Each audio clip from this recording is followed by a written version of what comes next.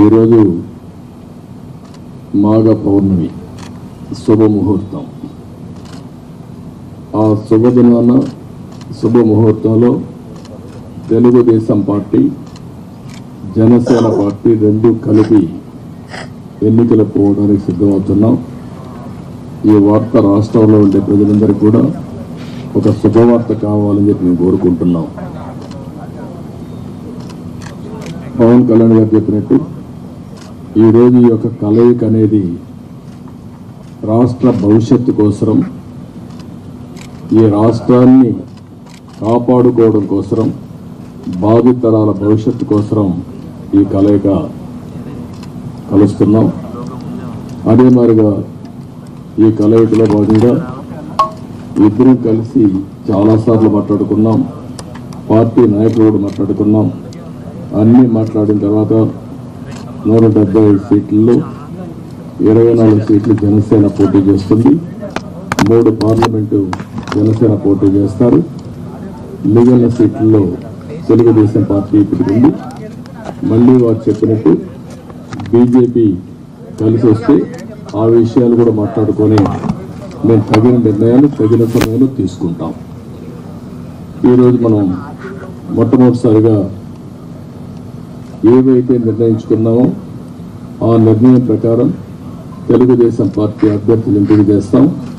అదే మాదిరిగా జనసేన అభ్యర్థుల్ని పవన్ కళ్యాణ్ గారు ఎంపిక చేస్తారు. అన్ని ఏరియాల్లో ప్రతి ఒక్కరికి ఒకటే విజ్ఞప్తి చేస్తున్నాం. ముహూర్తం కాబట్టి ముందు మేము క్యాండిడేట్స్ని రిలీజ్ చేసిన తర్వాత మళ్ళీ మిగిలిన డీటెయిల్స్ అని మాట్లాడతాం. ఇది తెలుగుదేశం పార్టీ అభ్యర్థుల జాబితా. మొదటి విడతగా ఒక 94 సీట్లు మీకు రిలీజ్ చేస్తున్నాను. ఇది మీకు పంపిస్తాను. మీ అందరికీ డిస్ట్రిబ్యూట్ చేసిన తర్వాత మాట్లాడతాను. ఇప్పుడు పవన్ కళ్యాణ్ గారు మాట్లాడతారు. జనసేన చాలా కీలకంగా 24 స్థానాల్లో పోటీ చేస్తుంది.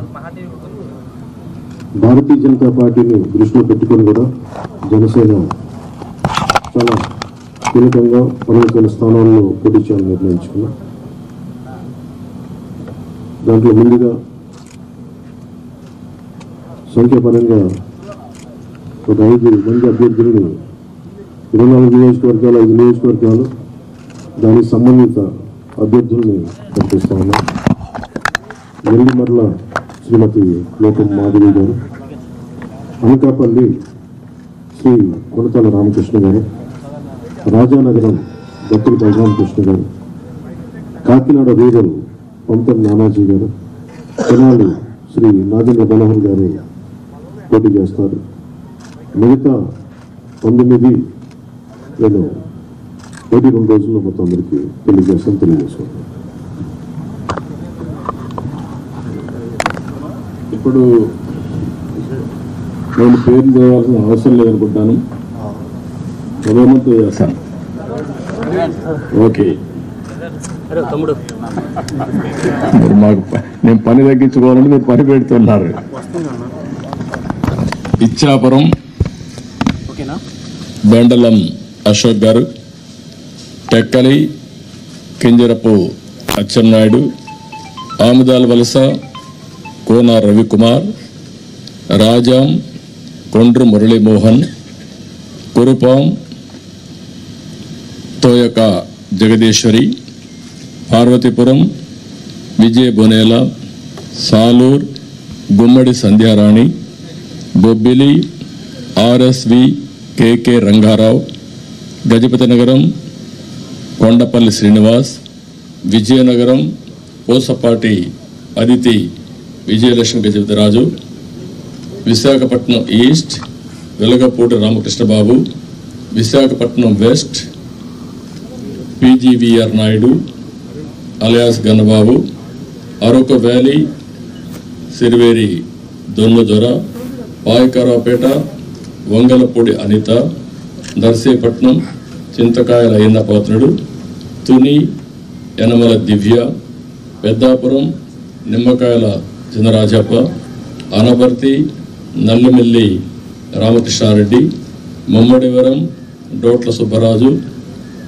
గన్నవరం శ్రీ పెళ్ళ రాజేష్ కుమార్, కొత్తపేట బండారు సత్యానందరావు, మండపేట వేగుళ్ల జోగేశ్వరరావు, రాజమండ్రి సిటీ ఆదిరెడ్డి వాసు, జగ్గంపేట జ్యోతుల వెంకటప్పారావు, ఆచంట పీతాని సత్యనారాయణ, పాలకొల్లు నిమ్మల రామానాయుడు, ఉండి మంతెన రామరాజు, తణుకు అరిమిల్లి రాధాకృష్ణ, ఏలూరు బడేటి రాధాకృష్ణ, చింతలపూడి సోంగార్ రోషన్, తిరువూర్ కొలికపూడి శ్రీనివాస్, నూజివీడు కొలుసు పారసార్థి, గన్నవరం యాడ్లగడ్డ వెంకట్రావు, గుడివాడ వెనుగంట రాము, పెడన కాగిత వెంకట కృష్ణప్రసాద్, మచిలీపట్నం కొల్లు రవీంద్ర,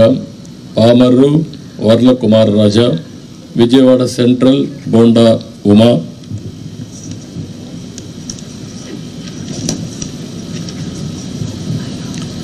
విజయవాడ ఈస్ట్ గద్దె రామ్మోహన్ రావు, నందిగామ తంగరల సౌమ్య, జగ్గైపేట శ్రీరామ్ రాజగోపాల్ తాతయ్య, తాడికొండ తెనాలి శ్రావణ్ కుమార్, మంగళగిరి నారా లోకేష్, పన్నూర్ ధూళిపాళ్ల నరేంద్ర, వేమూరు నక్క ఆనందబాబు, రేపల్లె అనగన సత్యప్రసాద్, బాపట్ల వేగేసిన నాగేంద్ర వర్మ, ప్రత్తిపాడు బోర్ల రామాంజనేయులు, తెల్లూరుపేట పత్తిపాటి పుల్లారావు, సత్తెనపల్లి కన్నా లక్ష్మీనారాయణ, వినుకొండ జీవి ఆంజనేయులు, మాచర్ల జోలకంటి బ్రహ్మానందరెడ్డి, ఎర్రగొండపాళెం గూడూరు నిరీక్షణ్ బాబు, పరచూర్ ఏలూరి సాంబశివరావు, అద్దంకి గొట్టిపాటి రవికుమార్, సంతాతులపాడు బొమ్మాజీ నిరంజన్ విజయ్ కుమార్, ఒంగోలు దామర్తెల్ జనార్దన్ రావు, కొండేపి డోలా శ్రీ బాల Veeranjaneya Swamy, Kanigiri Mukku Ugra Narasimhareddy, Kavali Kavya Krishnareddy, Nellore city P Narayana, Nellore rural Kotamreddy Sridhar Reddy, Gudur Pasam Sunil Kumar, Sudurupeta Nelgola Vijayasri, Udayagiri Kakarla Suresh, Kadapa Madhavareddy, Rayachoti Mandapalli Ramprasad Reddy, Pulivendula Marreddy Ravindranath Reddy, Mydukur Putta Sudhakar Yadav, Allagadda Bhuma Akhilapriyareddy, Srisailam Budda Rajasekhar Reddy, Kurnool TG Bharath, Panyam Gowru Charithareddy, Nandyal NMD Farooq, Banaganapalli BC Janardhan Reddy, Dhone Kotla Suryaprakash Reddy,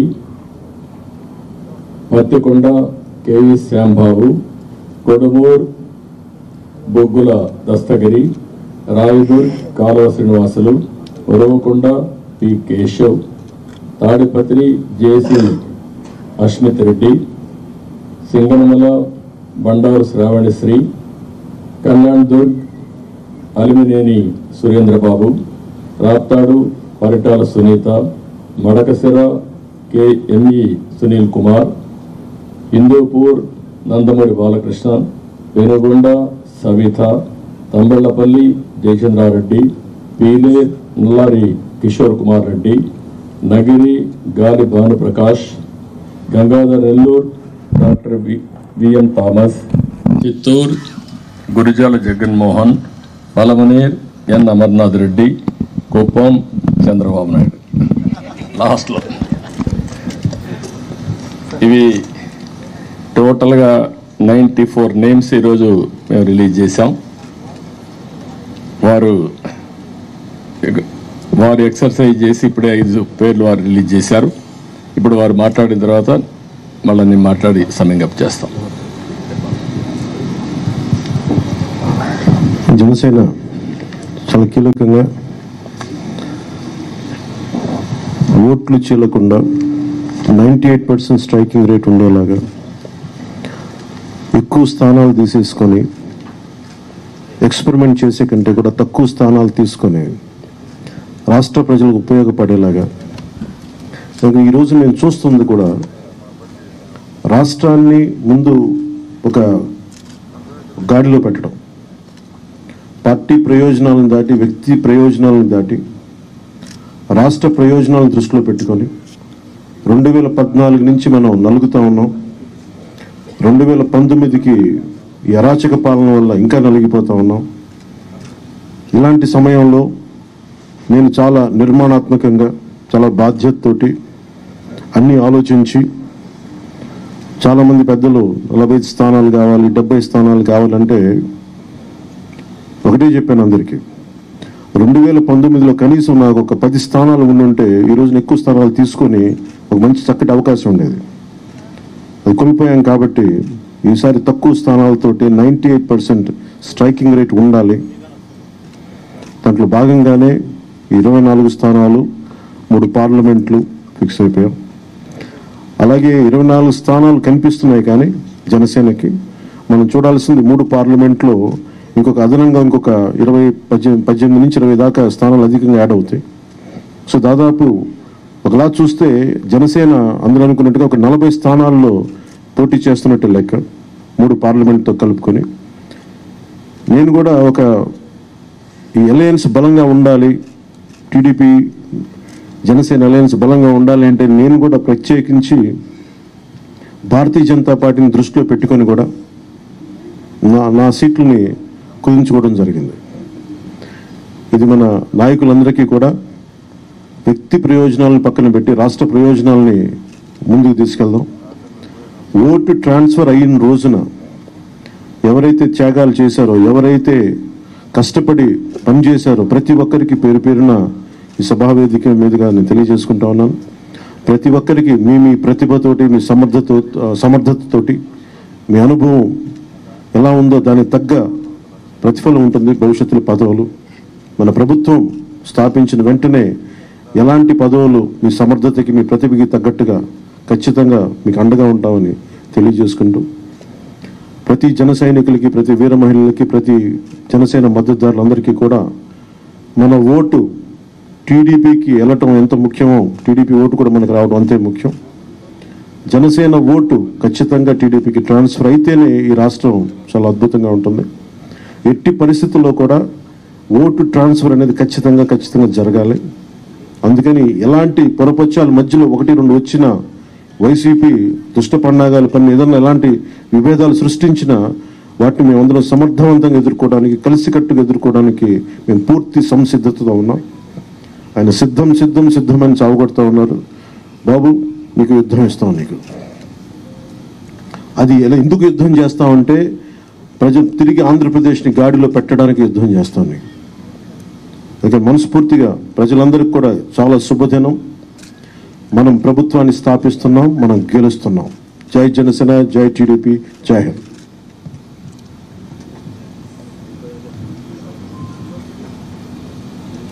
ఇప్పుడే జనసేన అధినేత పవన్ కళ్యాణ్ గారు చెప్పిన దాన్ని పూర్తిగా సమర్థిస్తూ, ఈరోజు ఈ కలయిక రాష్ట్ర భవిష్యత్తు కోసం,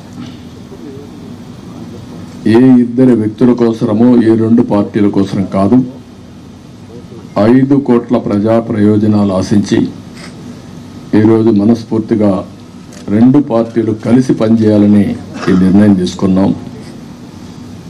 ఈరోజు రాష్ట్రానికి ఇది ఒక హిస్టారికల్ డే, ఒక మంచి ప్రయత్నానికి తొలి అడుగు ఇది. నేను ఎందుకు ఈ మాట అంటున్నాను, నేను చాలా రాజకీయాలు చేశాను, కానీ రాష్ట్ర విభజన వల్ల రాష్ట్రం నష్టపోవడం, నష్టపోయిన రాష్ట్రాన్ని మళ్ళీ ఘాట్లో వేయడానికి ప్రయత్నం చేసే సమయంలో 19లో మళ్ళా ఒక విఘాతం రావడం, ఆ విఘాతం వచ్చిన తర్వాత రాష్ట్రం విడిపోయినప్పటికంటే 19 తర్వాత జగన్మోహన్ రెడ్డి ముఖ్యమంత్రి అయిన తర్వాత ఈ రాష్ట్రాన్ని ఎన్ని విధాల ఇబ్బంది పెట్టాలో తిరిగి కోలుకోలేని స్థితికి తీసుకెళ్లిపోయే పరిస్థితికి వచ్చాడు. ఇది ఒక వ్యక్తికి నష్టం కాదు, లేకపోతే పవన్ కళ్యాణ్ గారికి నాకే నష్టం కాదు, 5 కోట్ల ప్రజలకు జరిగిన నష్టం ఇది. బ్రాండ్ ఆఫ్ ఆంధ్రప్రదేశ్ పూర్తిగా డెమాలిష్ చేసిన సందర్భం ఇది. ఇంకొక పక్క ఎవరైనా సరే ప్రజాస్వామ్యులు ఇది తప్పు, ఇది కరెక్ట్ కాదు, నాకు అన్యాయం జరిగిందని చెప్పుకోలేని పరిస్థితి. ఈ అవమానాలు ప్రజలు భరించారు, కార్యకర్తలు భరించారు, పత్రికా విలేకరులు భరించారు, మేము కూడా భరించాం. నా విషయం మీ అందరికీ తెలుసు. 5 కోట్ల మందికి పవన్ కళ్యాణ్ గారు ఒక మంచి ఉద్దేశంతో వస్తే ఇప్పటం గ్రామంలో జరిగినటువంటి సంఘటన దగ్గర నుంచి విశాఖపట్నంలో రోడ్ షో కూడా చేయనీయకుండా చేసే పరిస్థితి, అడుగడుగున రాజకీయ నాయకుల్ని అడ్డుకొని అరెస్టులు చేసే పరిస్థితి వచ్చింది. అవన్నీ కూడా దృష్టిలో పెట్టుకున్న తర్వాత మేము ఒకటే ఆలోచించాం. మేమందరం కూడా రాగద్వేషాలకు అతీతంగా 2 పార్టీలు కలిసి మనస్ఫూర్తిగా సహకరించి ఈ రాష్ట్రాన్ని కాపాడే బాధ్యత మేము తీసుకోవాలనే ఉద్దేశంతోనే ఈ ఎక్సర్సైజ్కి ప్రారంభించాం. అయితే ఈరోజు ఒక అహంకారంతో ఇక్కడ మనం కూర్చున్నాం. దీని పక్కనే ప్రజావేదిక విధ్వంసంతో ప్రారంభమైంది. ఆ ప్రజావేదిక విధ్వంసం అయిన తర్వాత డెబ్రీస్ ఇంతవరకు కూడా తెలియదు. ఒక అహంభావి ఎంత ఈ విధంగా ప్రవర్తిస్తాడనేదానికి ఇది ఒక ఉదాహరణ. అంటే అనునిత్యం నేను కానీ నా దగ్గరకు వచ్చిన పవన్ కళ్యాణ్ గారు కూడా చూస్తే గుర్తు రావాలి ఆ విధ్వంసం. ఆ విధంగా విధ్వంసం చేసే పరిస్థితికి వచ్చారు. ఇవన్నీ చూసిన తర్వాత రాష్ట్రాన్ని వైసీపీ బారి నుండి విముక్తి చేయడం కోసం, రాష్ట్ర ప్రజల భవిష్యత్తు కోసం మేము కలిసి పనిచేస్తాం. ఇంకొక పక్క అభ్యర్థుల్ని వారి అభ్యర్థుల్ని ఇప్పుడు ఎవరిని అనౌన్స్ చేస్తారో నాకు తెలీదు, మా అభ్యర్థుల్ని వారికి తెలియదు. కానీ వారు మంచి అభ్యర్థులను వారు ఎంపిక చేస్తున్నారు. మేము కూడా బెస్ట్ అభ్యర్థులను మేము కూడా ఎంపిక చేస్తున్నాం. ఈరోజు చూస్తే నా రాజకీయ జీవితంలో ఎప్పుడూ చేయనంత ఎక్సర్సైజ్ చేశాను నేను. ఆ విషయం ఇది నాకు 9వ ఎన్నికలు, 9వసారి ఎన్నికలు పెట్టినప్పుడు సమైక్య ఆంధ్రప్రదేశ్లో కూడా ఇంత ఎక్సర్సైజ్ నేను ఎప్పుడు చేయలేదు. అంత ఎక్సర్సైజ్ చేశాను. 1,10,00,000 దగ్గర నుంచి అభిప్రాయ సేకరణ చేసుకున్నాను వివిధ సోర్సెస్ ద్వారా. నేను ఒక్క సోర్స్లో చేయలే, అనేక సోర్సెస్ పెట్టి ప్రజల్ని, కార్యకర్తల్ని కాన్ఫిడెన్స్గా తీసుకున్నాను. నేను ఒక మహత్తరమైన కార్యక్రమానికి శ్రీకారం చుట్టినప్పుడు నాకు సరైన సమాచారం కూడా ఉంటే సరైన నిర్ణయాలు తీసుకుంటాం. నాకు సరైన సమాచారం లేకపోతే సరైన నిర్ణయాలు తీసుకోలేమనే ఉద్దేశంతో సమాచారం తీసుకొని అన్ని కోణాల్లో విశ్లేషించిన తర్వాతనే ఈ 94 మంది అభ్యర్థుల్ని ఈరోజు వడబోసి ఫైనలైజ్ చేశాం. ఇందులో కూడా మీరు చూస్తే ప్రజల మధ్య ఉండే వ్యక్తులు కానీ, ప్రజలు కోరుకునేవారు, ప్రజల ఆమోదయోగ్యం ఉండేవాళ్ళు, సమర్థవంతంగా ఎన్నికల్ని ఎదుర్కొని అవతల వాళ్ళతో పోటీపడే అభ్యర్థుల్ని ఎంపిక చేయడం జరిగింది. ఈరోజు ఈ 2 ఎక్సర్సైజుల్లో 118 పూర్తయినాయి. 94 మేము చేశాం, వారు 24లో 5 అనౌన్స్ చేశారు. మిగిలిన అభ్యర్థులను వారు కూడా ఎంపిక చేస్తారు. మొత్తం కలిసి 118 మంది అభ్యర్థులు మేము ఎంపిక చేసుకునే పరిస్థితికి వచ్చాం. ఈ అభ్యర్థుల ఎంపికలో తెలుగుదేశం పార్టీ అయితే యువతకు, మహిళలకి, బీసీలకు, అదే మరి యంగ్స్టర్స్కి ఎక్కువ ప్రాధాన్యత ఇచ్చడానికి ప్రయత్నం చేశాం. చదువుకున్న అభ్యర్థులకు కూడా ఎక్కువ ప్రాధాన్యత ఇస్తున్నాం. అదే మరిగా మీరు చూస్తే ఒక 23 మంది ఫస్ట్ టైమర్స్, ఈ 94లో 23 మంది ఫస్ట్ టైం ఎమ్మెల్యేలుగా శాసనసభకు వచ్చే విధంగా వాళ్ళు కూడా ఎంపిక చేసుకున్నాం. వీళ్ళలో 3 డాక్టర్లు ఉన్నారు, రిటైర్డ్ ఐఏఎస్ ఆఫీసర్లు ఉన్నారు, విద్యావంతులు ఉన్నారు, 28 మంది పోస్ట్ గ్రాడ్యుయేట్స్ ఉన్నారు, 51 మంది గ్రాడ్యుయేట్స్ ఉన్నారు. బాగా 2 అయితే పిహెచ్డి కూడా ఉన్నారు. అదే మరిగా వైసీపీ అభ్యర్థులను ఒక్కసారి మీరు పోల్చి చూస్తే కడాన రెడ్ శాండిల్వుడ్ స్మగ్లర్స్ కూడా పెట్టేశారు.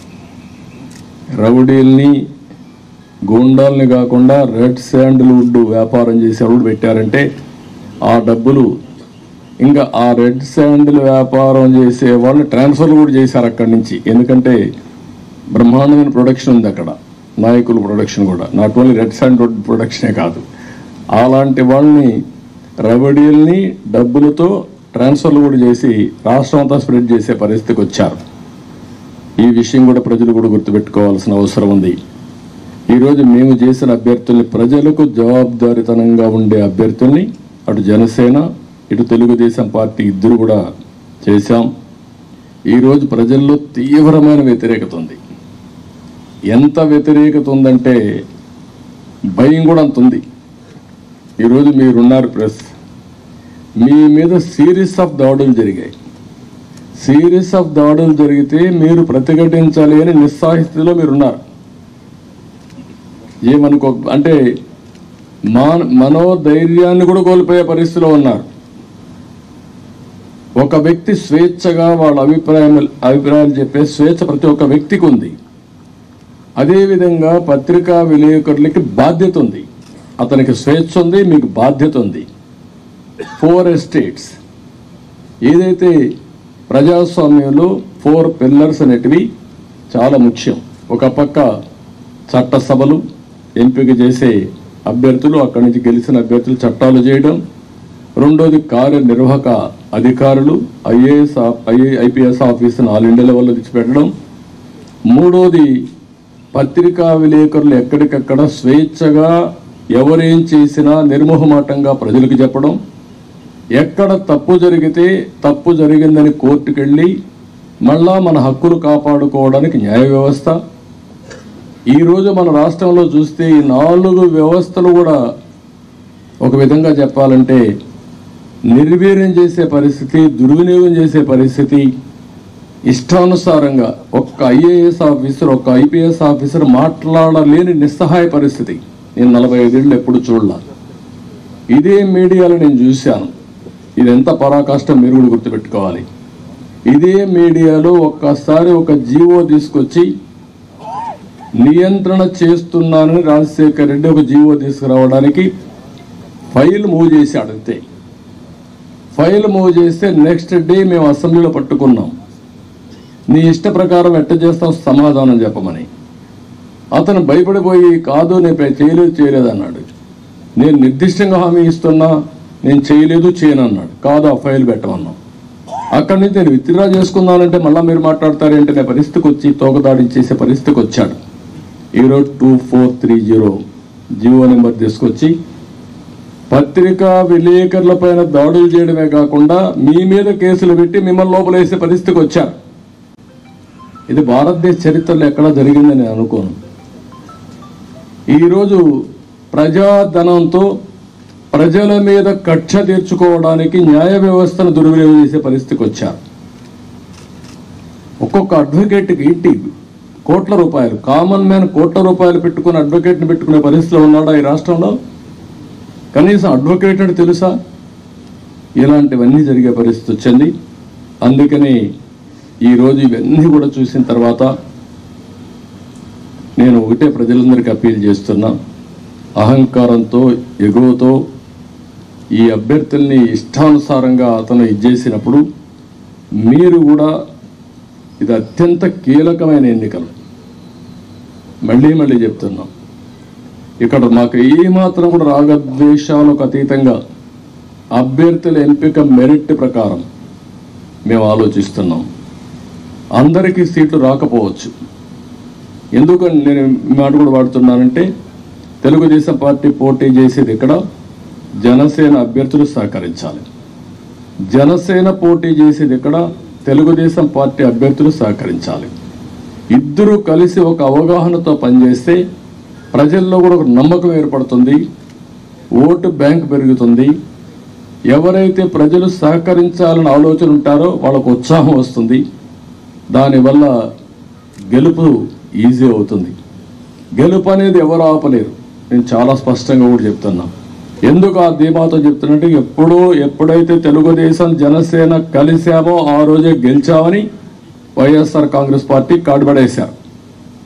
వాళ్ళకు తెలుసు, ఏ ఒక్కరిని అడిగినా కూడా వాళ్ళకి అర్థమైంది. కానీ రౌడీజం చేసావు, ఇంకొక పక్కన దొంగ ఓట్లు ఎన్యూమరేట్ చేసావు, లేకుంటే బూత్ క్యాప్చర్ చేసావు, లేకపోతే వాళ్ళకు కావాల్సిన అధికార యంత్రాంగాన్ని, వాలంటీర్స్ని, ఇలాంటి వాళ్ళని దుర్వినియోగం చేసి ఎన్నికలు జరపాలనుకుంటున్నారు. జరగదు. చాలా ఎన్నికలు చూశాను. ఒకసారి డబ్బులతో కూడా, డబ్బుల అహంభావం ఇప్పటికే ఎక్కడికక్కడ బస్తాల కొద్ది డబ్బులు వెళ్ళిపోయిందని, కాన్స్టిట్యున్సీల వారికి ఇయర్ మార్క్ చేశారని, ఎర్రచందనం డబ్బులు, శాండ్ల్వుడ్ డబ్బులు, లేకపోతే ఇసుక డబ్బులు, లిక్కర్ డబ్బులు, ఒకటి కాదు, ఇలాంటివన్నీ అవినీతి డబ్బుల్ని పంపించి మళ్ళా ఓట్లు కొనే ప్రయత్నాలు కూడా చేస్తున్నారు. ఇవన్నీ కూడా సమర్థవంతంగా ఎదుర్కొంటాం. ఈరోజు ఒకటే చెప్తున్నా, ఇది ప్రజాస్వామ్యం అంటే ఒక వ్యక్తికి అధికారం కాదు, ఇష్టారాజ్యం కాదు. ప్రజలు, వారి జీవితాలు, వారి భవిష్యత్తుని పరిరక్షించేది ప్రజాస్వామ్యం. ఆ ప్రజాస్వామ్యానికే ఒక ముప్పు వచ్చినప్పుడు ప్రతి ఒక్కరి బాధ్యత. ఈరోజు మా దగ్గర డబ్బులు లేకపోవచ్చు, చాలా స్పష్టంగా చెప్తున్నాం. కానీ ప్రజాబలం మా దగ్గర ఉంది. విలువలతో కూడిన రాజకీయం చేశాం. ఇంకొక పక్కన ప్రజల సహకారం కానీ, అదే సమయంలో అందరూ వారి భవిష్యత్తు కోసం పనిచేస్తారని నమ్మకం మాకుంది. మీరు అవసరమైతే ప్రజలే ముందుకొచ్చి 10 రూపాయలు ఖర్చు పెట్టి ఎక్కడికక్కడ అభ్యర్థులు గెలిపించుకునే ప్రక్రియకు కూడా మీరు శ్రీకారం చుట్టాల్సిందిగా నేను కోరుతున్నా. ఒక పక్క 5 కోట్ల ప్రజలు, ఒక పక్క ఒక అహంభావంతో, ధనబలంతో, పెత్తందారి విధానాలతో, రౌడీజంతో వస్తున్నటువంటి పార్టీ ఇంకొక పక్క. అందుకే ప్రజలందరూ కోరుతున్నా, మీరు ఆలోచించాల్సిన అవసరం ఉంది. మా బాధ్యత మేము చేస్తాం, మీ బాధ్యత మీరు చేయండి, సహకరించమని మరొకసారి అందరినీ కోరుకుంటూ సహకరిస్తారని చెప్పి ఆశిస్తూ